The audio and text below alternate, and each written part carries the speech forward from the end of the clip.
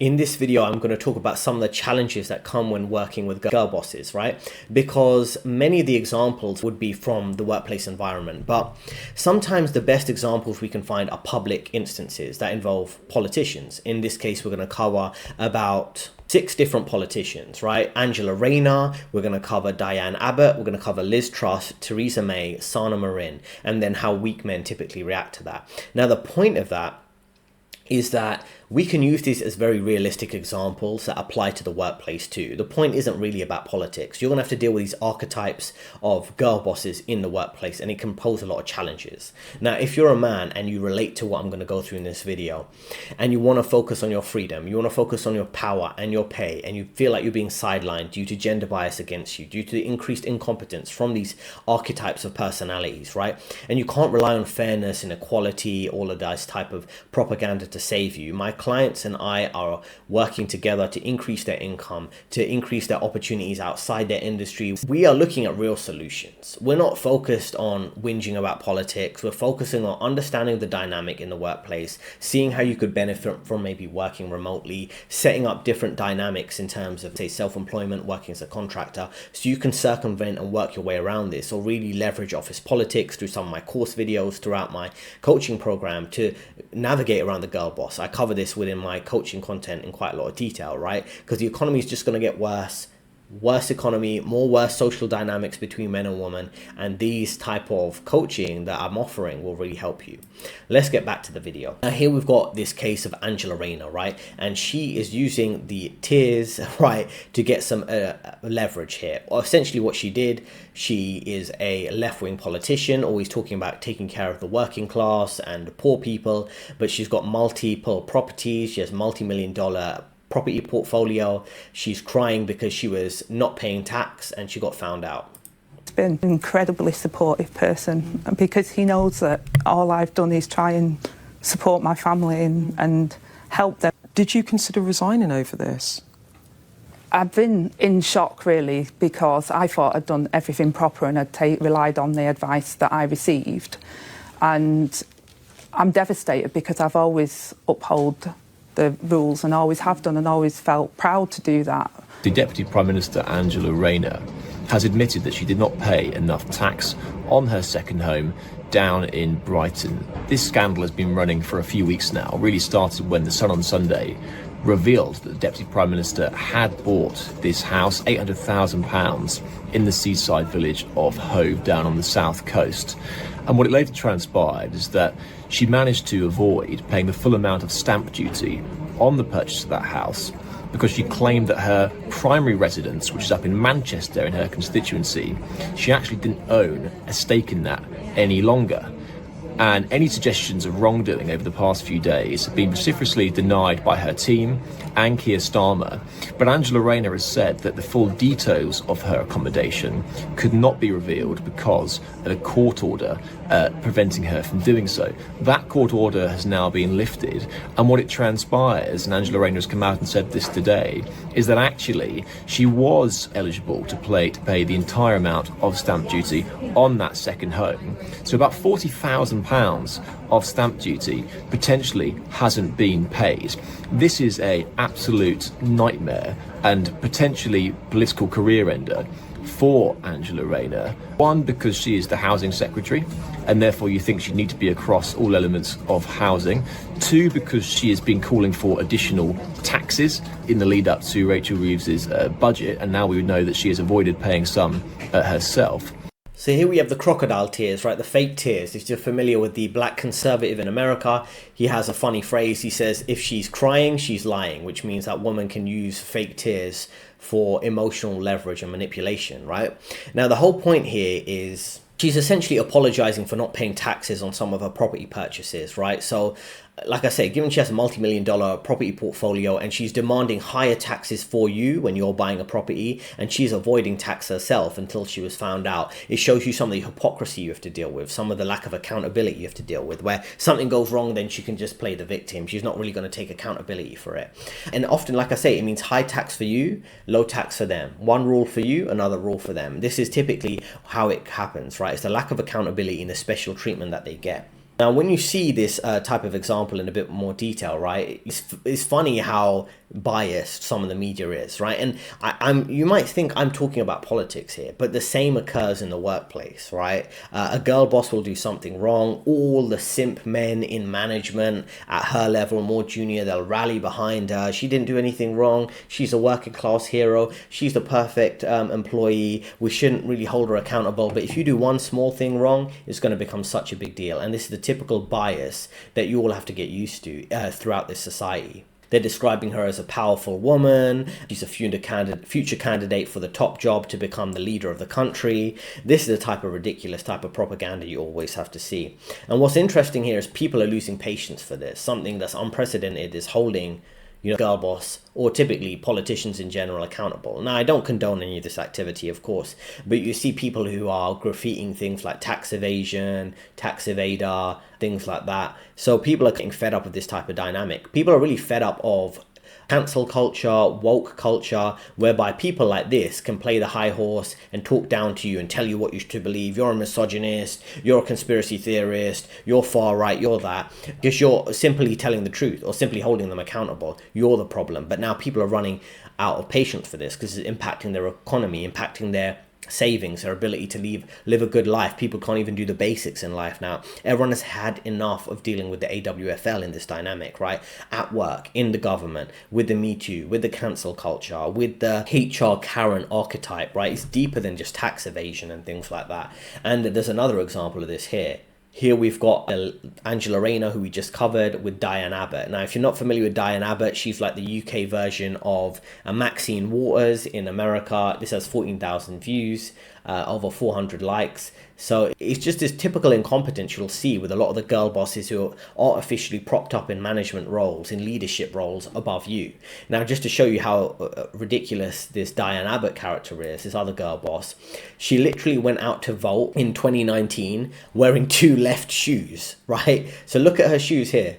This is one of the leaders of the country. This is someone who's in the top. You have the Trump administration, top politicians in his inner circle. She's one of the top politicians who are alongside your leader like Keir Starmer. So she's a senior level politician, been there for decades. She's wearing 2 left shoes. She went out to vote and she's not wearing the correct shoes. She likes to play the race card a lot and blame men or blame white men for a lot of issues.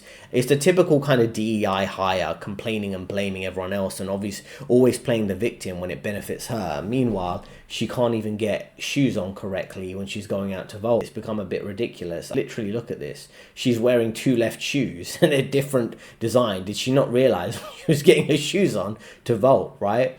And people are making jokes about her here because she's wearing 2 different shoes, right? 2 left footed shoes, right? This is the type of people, they're ruling over you. They're getting paid. I think the lowest level of salary they could make would be $90,000, right? And it'll go up to very high 6-figure salaries. They get all types of benefits, these type of politicians, but also the girl bosses in management. They get favorable treatment because they need to have more women in positions of power just for the sake of it, right? And then they rule over you and they're making big mistakes and you have to always cover for them. Next up, we have another example of Liz Truss. Now, your quality of life is continuing to get worse, but a former leader of the country, Liz Truss, she actually was leading the UK for about 45 to 60 days, about 45 days, I think she was leading the country of the UK a few years ago, back in 2022. And she made so many big mistakes, made big financial mistakes that led to the pound, the Great British pound, the currency we use, crashing because they did all these type of completely reckless spending decisions and investment decisions, which I won't get into now. So she was only leading the country for 45 days or so about back in 2022. And what they do is they all about posturing, this girl boss archetype, posturing, having the right virtue signaling, having the right opinions. And what she did, and this is how ridiculous it is, her definition of progress and success is having a cabinet, which is like having an administration in America, where the top politicians is her, a white female,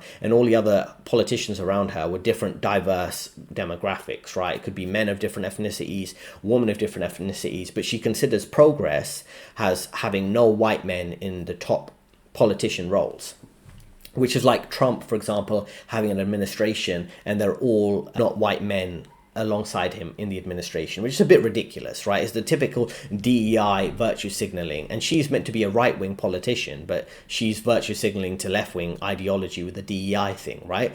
Meanwhile, your quality of life deteriorates. You're meant to believe because there's a few token colored people in leadership that this is progress. No, progress is your living standards getting better. Progress is your family having a better quality of life. Progress is maybe you can have a bigger house, you can have more kids, you can send them to schools that are higher quality, even though the schools suck. The schools are so bad in the UK, people have to hire personal tutors to teach their kids, right?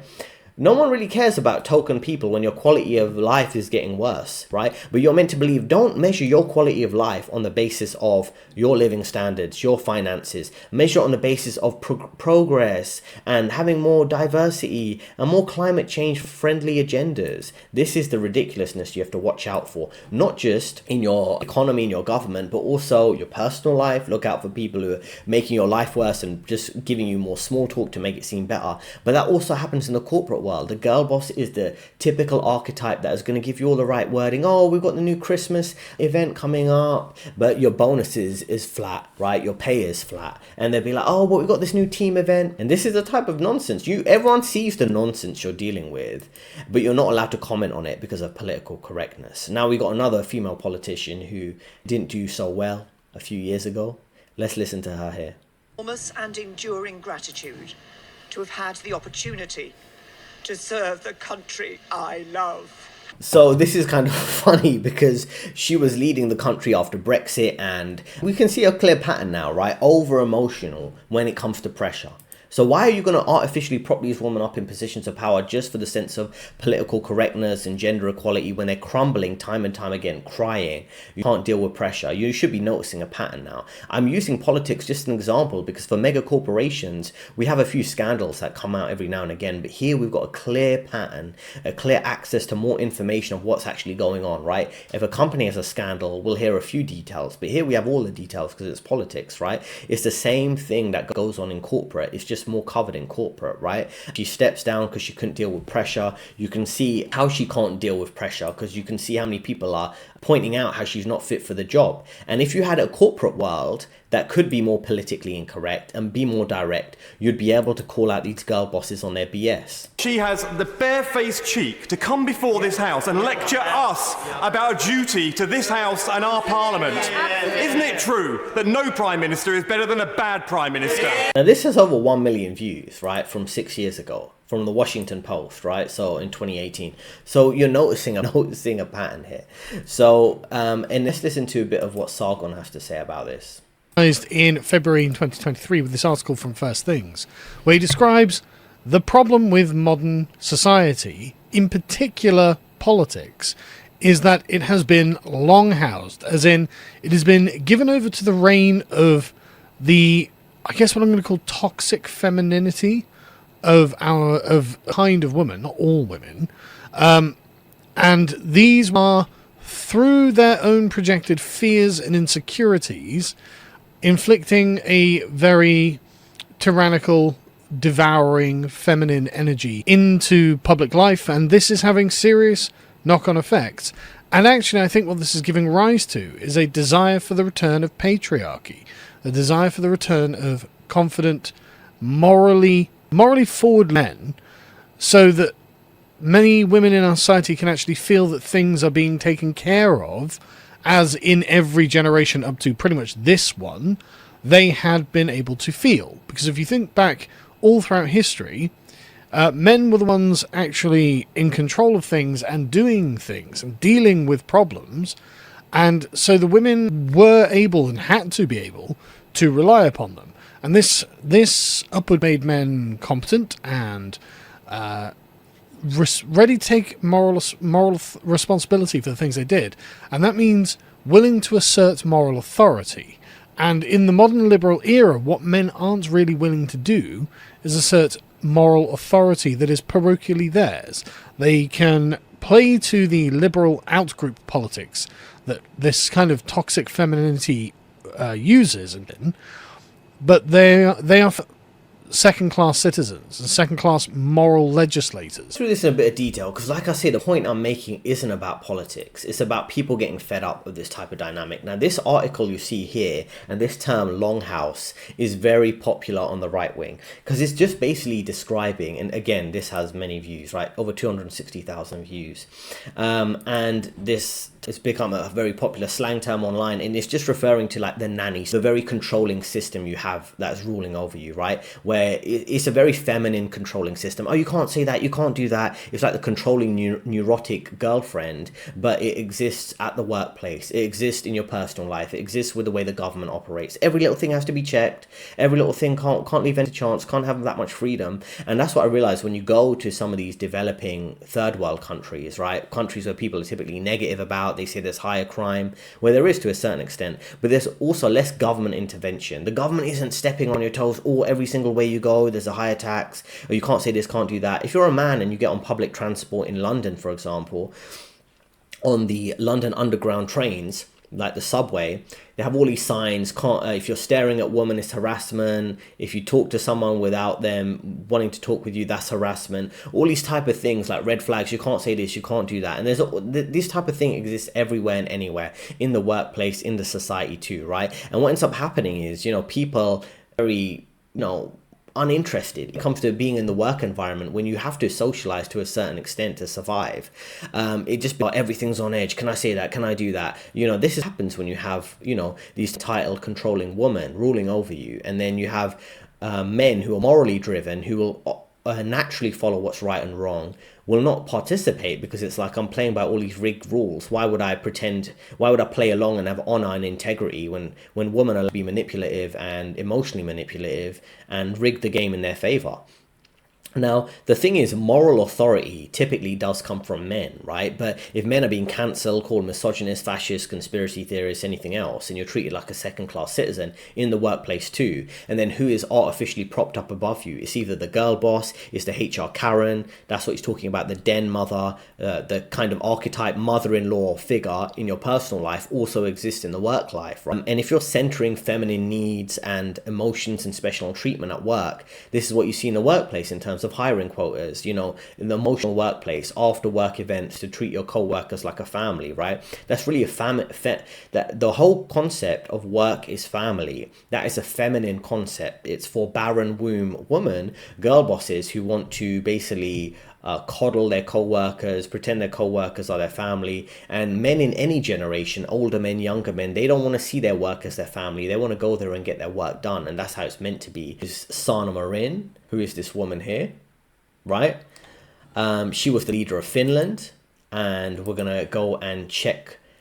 I'm going to play this little clip. She was a married woman leading Finland. She'd go out on all these parties, and all these clips would leak. She'd go out parties with other people and dancing. Even though she's married to her husband, she was dancing with other celebrities, other male celebrities. It does a bit inappropriate. So let's talk a bit about what happened with this woman.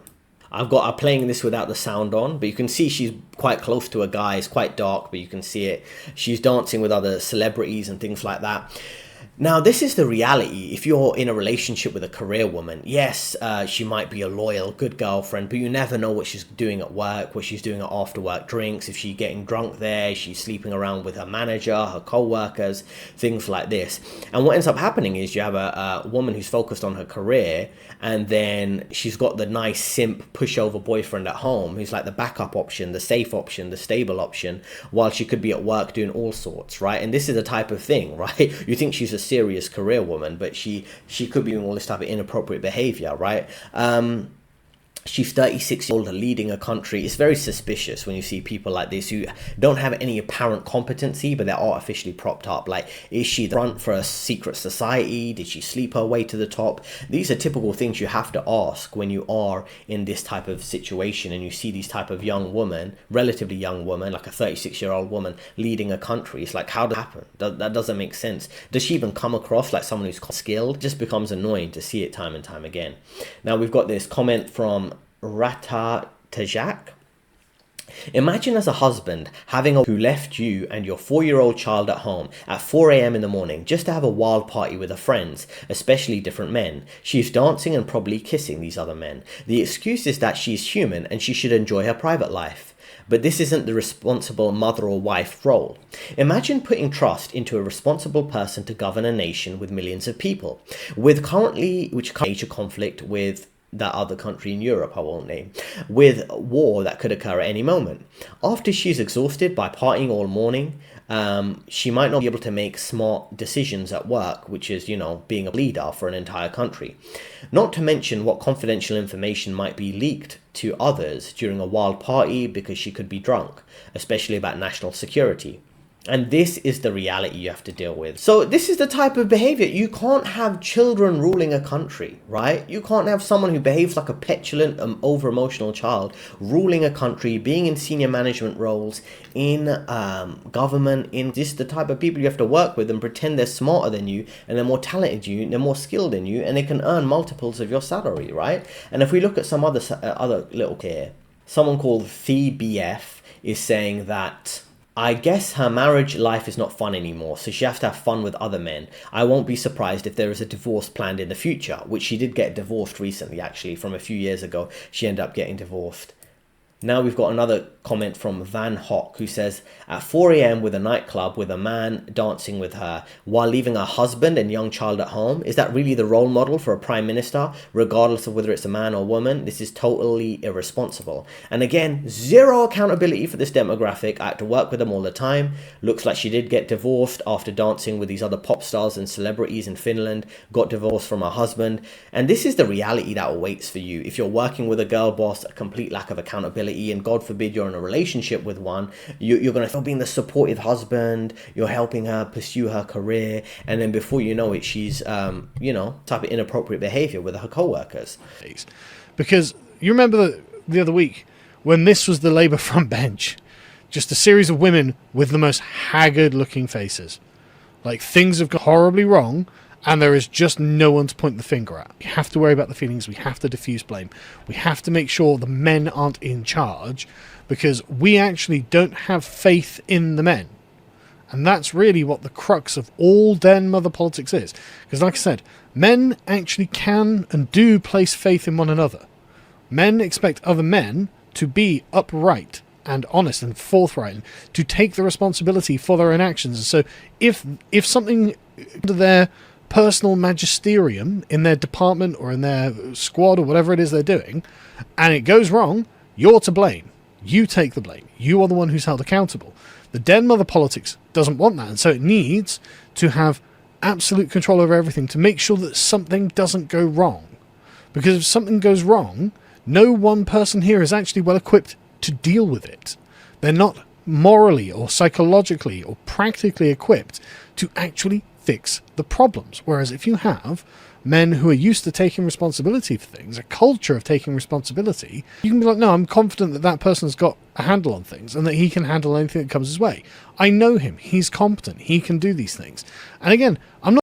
This is the reality, right? This isn't a political video again. It's about the same dynamics applying at work. You can look at people and judge their personality type. These people are not going to take accountability when things go wrong. And he's trying to contrast, how they're a bit like teenage girls who are like, leading political debate club at high school. That's the way I'd see it. But they don't realize this is the real world. It has real consequences. You can't have excuses, petty jealousy, petty little infighting and drama, and having a lack of accountability. There's no man to blame, right? Who are they going to label a misogynist now? If you're dealing with this type of dynamic and you're really thinking, what is the best solution for you? We went through Angela Rayner, Diane Abbott, Liz Truss, Theresa May, Sana Marin, and this is the same dynamic at work. And thankfully, we've got politics, we've got other examples I can bring up, so I don't have to, give you more abstract stories about my experience. You can see them right in front of you here. Now, if you're a man who's dealing with being sidelined due to gender bias, incompetence at work,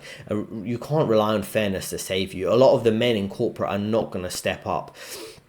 I'm working with my clients to increase their income, their leverage, their power, pay, and freedom. Now, the economy is just going to get worse in 2026 moving forward. If you're interested, reach out to me. There's a link in description. Let's get started with a call and I can hopefully set you on the right path. in this dysfunctional social dynamic that impacts your job too. Let me know in the comments how you feel about the examples I shared with you. 2 recommended videos on the screen right now, and I'll see you next time.